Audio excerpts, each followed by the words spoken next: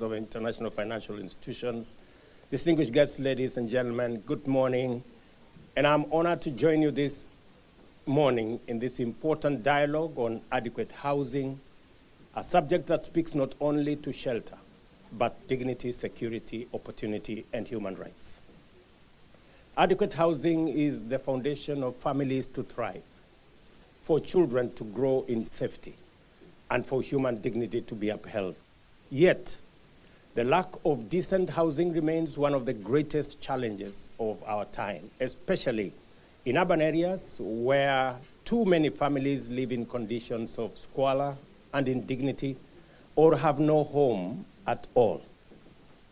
The global housing crisis is too vast for any one country to solve. That is why UN Habitat Assembly Resolution 27 on adequate housing for all is an imperative. It elevates housing as both a human right and a catalyst for sustainable urbanization and development. As we gather for the UN's 80th anniversary, we are reminded of the power of multilateralism. A fit-for-purpose United Nations must be impact-driven and responsive to today's realities. In this vision, UN Habitat is indispensable, linking global aspirations to local transformation. Excellencies, allow me to highlight four urgent priorities. Number one, we must fully implement Resolution 27, embedding housing in national development strategies and recognizing it as a central to SDG, climate resilience, and social equity. Second, we must mobilize scaled up and predictable financing through stronger support for UN Habitat, partnership with financial institutions, and innovative models that match the scale of the challenge we have in housing. And third, we must forge coalitions for action, uniting governments, cities, the private sector, and communities to make housing a reality, not just an aspiration. And finally, we must align with related UN initiatives, especially Resolution 22 on transforming informal settlements and the Building Climate Resilience with Urban Poor initiative, which Kenya and Brazil proudly co-lead. Excellencies, Kenya's affordable housing program is driven by the conviction that every citizen deserves the dignity of a decent home. Our ambition is to build 200,000 affordable houses each year, not just as shelter, but as engines of job creation, urban renewal, and equity. Today, nearly 170,000 units are under construction, as you have seen, creating 320,000 jobs, and this number will double to 650 before the end of the year. Very well ahead of our program. To achieve this ambition, we have removed barriers from building affordable housing. Land is the most single difficult asset to come by, and we have made public land available. We have also, we are cutting costs to make sure that whatever used to be the percentage contributed to by purchase of land is removed. We have instituted tax incentives to lower construction expenses and encourage private sector investment. These deliberate choices anchor affordability while ensuring developments are well planned, serviced, and integrated into urban transformation. We have also enacted enabling legislation, notably the Affordable Housing Act of 2024, which established the Affordable Housing Fund. Sat with President Mahama, he asked me, how are you funding? This is through the housing levy, matched by employers. We are mobilizing resources now, transforming informal settlements into vibrant, dignified communities. At the same time, we have expanded access to finance. The Kenya Mortgage Refinance Company provides concessional fixed-rate mortgages to thousands of low and middle-income families, making ownership a reality for many who were once excluded. And the Kenya Refinance Mortgage Facility, we got the support of Africa Development Bank to boost it together, and also the World Bank. Ladies and gentlemen, these efforts in Kenya must be seen as within the bigger context that while progress is possible, the financing gap remains vast. Across Africa and beyond, the scale of need dwarfs available resources. Without adequate and predictable financing, adequate and affordable housing will remain out of reach for many. That is why this dialogue this morning matters. It is not just to share experience, but to rally political will and mobilize resources. I propose that today's gathering be remembered as the launch of a Champions Initiative for Adequate Housing, a platform for leadership, advocacy, financing, and accountability. Kenya, as the host of the UN Habitat, stands ready to work with each and every one of you on a joint roadmap with clear targets, milestones, and transparent reporting before the next assembly. We will align with Resolution 22 on informal settlements and the Building Climate Resilience Within Urban Poor initiative, ensuring commitments translate into real change for the most vulnerable. Excellencies, ladies and gentlemen, our success will not be measured by the pledges we make, but by the communities we uplift, the roofs we raise, and the dignity we restore. Housing must not be a privilege for the few who can afford. It must become the lived reality of all human beings. I thank you for your attention. Before that, let me express how impressed I am at the effort that our brothers and sisters in Kenya are making to provide affordable housing. I was very impressed when I watched the video. And I asked President Ruto, I said, but how are you funding this? And so he's giving me a few tips, which I hope that I can go back to Ghana with. Housing is a basic human need. And indeed, it is important if our people are to live in dignity. Unfortunately, because of other pressing budgetary needs, education, health, agriculture, and so on, often housing is relegated to the background. I think with the help of UN Habitat, Shelter Afrique, and all that, this is the time for us to reposition the issue of housing so that our people can get decent places to live. In Ghana, the biggest cost to every household is accommodation. Because of the shortage of housing, the landlords take a premium in terms of rent. And so people with salaries are called to make rent advances of 1 year and 2 years before they can get a place to lay their head. A housing deficit of 2.8 million homes. We've cut that down to about 1.8, but still there's a lot of pressure for people to own their own homes. Now there's a question about affordable housing and low-cost housing.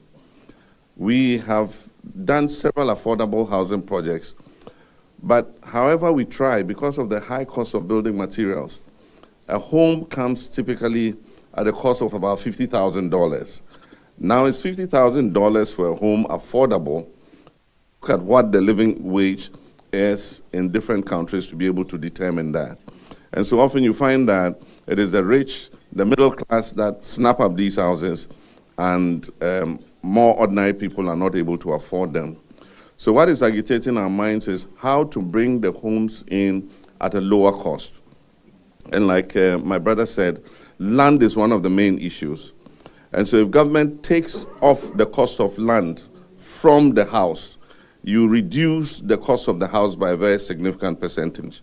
And so that's one of the things that we have adopted, and I'm happy that he spoke about it. Aside from that, we are separating affordable housing from low-cost housing. Low-cost housing can be done with local materials and bring it in at a much lower cost, especially for the districts and the rural areas. While for the more standard housing, apartments and so on and so forth, they are more suited to an urban environment. So I want to thank President Ruto for leading on this. He might add it to his hat as one of the next things he's championing. He already has a lot of things he's championing.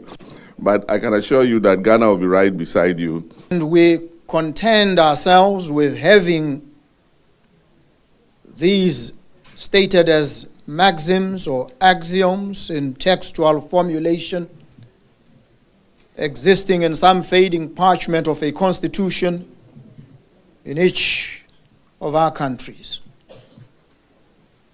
We have come to a point now where we all must appreciate that these rights mean absolutely nothing if they do not translate into tangible benefits for the ordinary people. They need decent housing. They live in overcrowded conditions of abject poverty and squalor.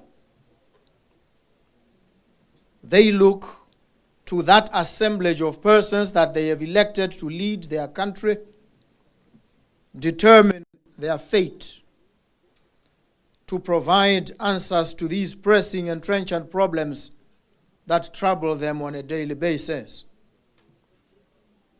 We happen to be, for our respective countries, that eminent assemblage of persons given the task of leading. It therefore is our task, our obligation, to provide answers to these questions. Kenya is leading by example. We saw that they have begun to provide real answers to the challenge of housing in Kenya. They have committed themselves to building several hundreds of thousands of houses across the length and breadth of their republic. They speak to real problems affecting real people, everyday people, every day. Many of these people are economies of their countries. We know that if any employee has to spend more than 40% of their earnings, their salary, paying rent, then that employee is but a working destitute. And so we have to provide this housing within easy access of where employment opportunities are available. Anything short of that would amount to mere rhetoric or platitudes. Botswana, inspired by Kenya, is also now providing its own answer. We have inaugurated a program we call Bunno Affordable Housing, Bunno meaning shelter or residence or a home. We aim to build 100,000 houses within the next 3 years in Botswana. We do this because Botswana is a rapidly urbanizing country. Our rate of urbanization is in excess of the African average of 44% and the world average of 55%. Botswana's rate of urbanization is now sitting at 66.6%.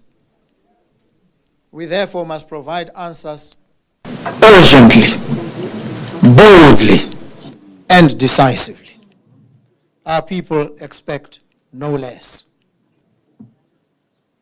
And so I'm happy to join President Ruto, President Mahama, and other presidents across the breadth and dimensions of the African continent who will respond with speed and dispatch to this challenge of providing decent housing, decent shelter to our people.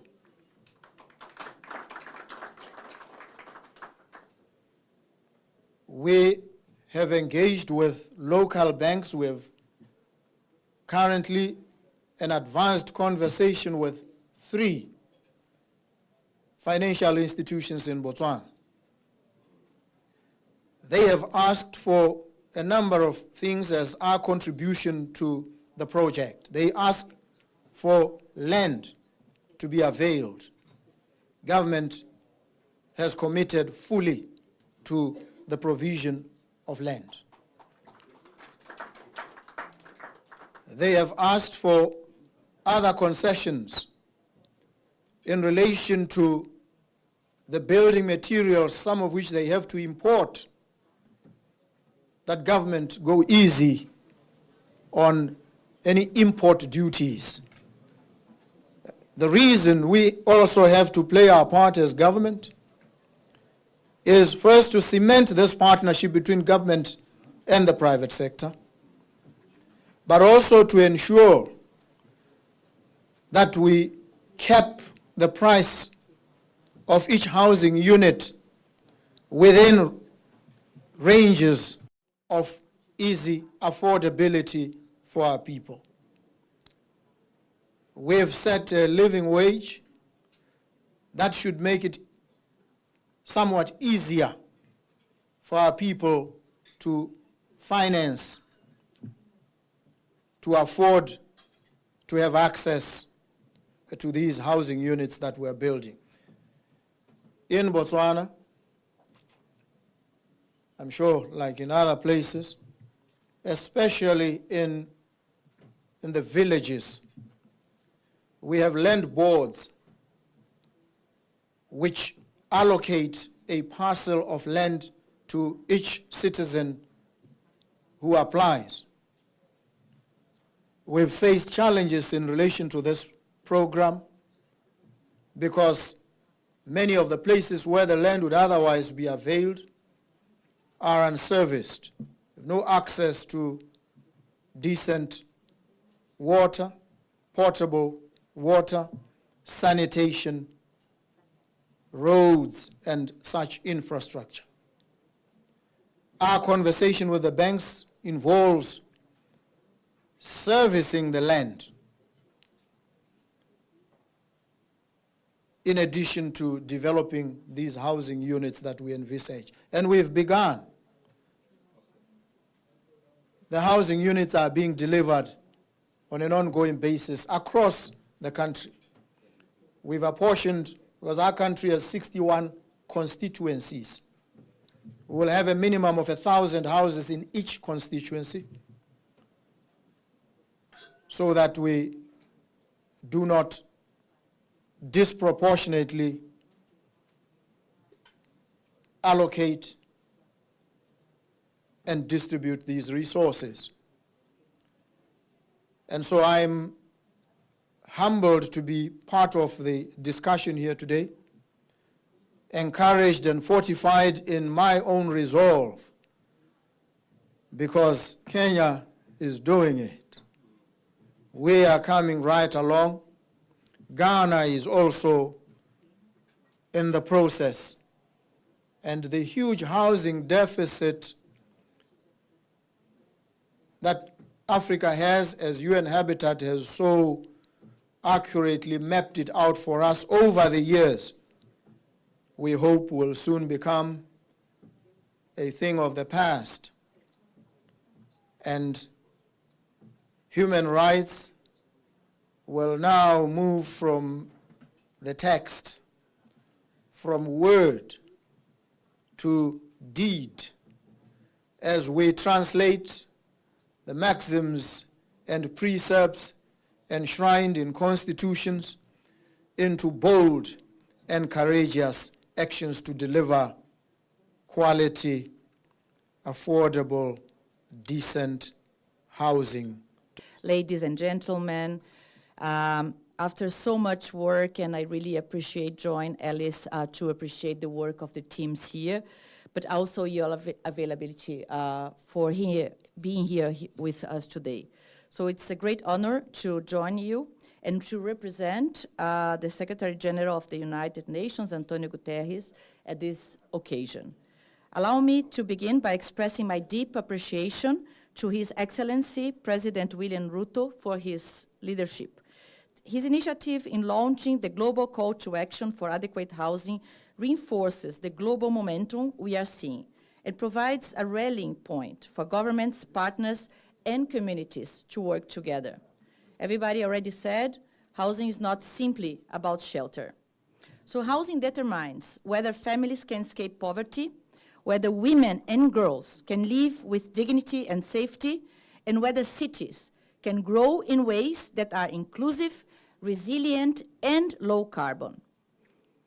Adequate housing is a social infrastructure, and it underpins progress across all of the Sustainable Development Goals. This is why the situation we face today is so urgent. Nearly 3 billion people live in inadequate housing, including more than 1 billion in informal settlements and over 300 million experiencing homelessness.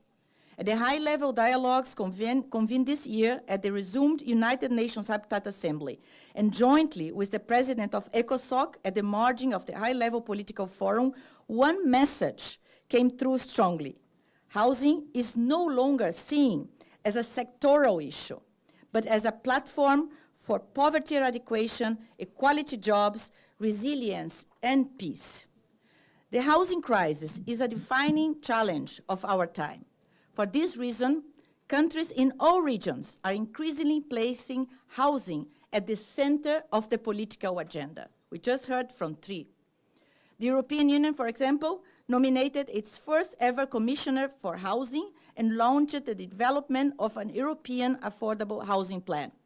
In line with the Vision 2063, the African Union highlighted the importance of housing for the economic transformation of the continent in the outcome of the first African Forum held in Addis in 2024.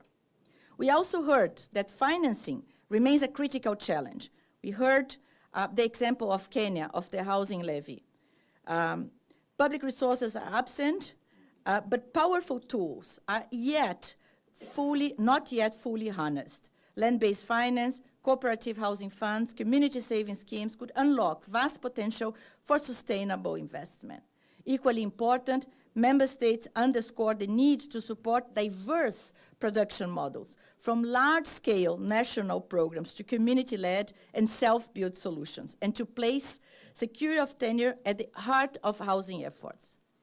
The good news is that for the first time, the international community has a global platform to confront this crisis together. Through the resolutions of the Second United Nations Habitat Assembly in 2023, 190 countries created the open-ended Intergovernmental Expert Working Group on Adequate Housing for All. We have the honor to have the co-chairs here, Minister Tani, France, Kenya are the co-chairs of the open-ended working group on adequate housing for all. With the facilitation of UN Habitat, this mechanism enables governments to share practices, develop guidelines, align financing with real needs, and transform fragmented initiatives into coordinated action at global, national, and local levels. We also have before us a clear roadmap. From the launch of the call to action today, through COP30 in Brazil, the second World Social Summit, the World Urban Forum in 2026, the high-level political forum, and midterm review of the new urban agenda. Each milestone is an opportunity to advance housing as a foundation for a renewed social contract. The call to action reinforces this trajectory and gives a unifying framework. It urges countries to integrate housing into climate and social protection policies, to strengthen land tenure systems, to transform informal settlements, and mobilize innovative financing. If we continue with business as usual and current trends continue, by 2030, 3 billion people could be living in inadequate housing. This is precisely the urgency that UN Habitat Strategic Plan for 2026-29 is designed to help countries address. It supports governments to place housing, land, basic services, and the transformation of informal settlements at the center of their national strategies. Guided by principles of inclusion, resilience, and equity, the strategic plan calls for people-centered housing systems, diverse in production, secure in tenure, and integrated with services and livelihoods. With this shared framework and the global momentum now building, we can shift from fragmented initiatives to coordinated systems change. UN Habitat remains as ever committed to supporting the implementation of the call to action, building on its long track record of delivery of affordable and adequate housing, and I thank you.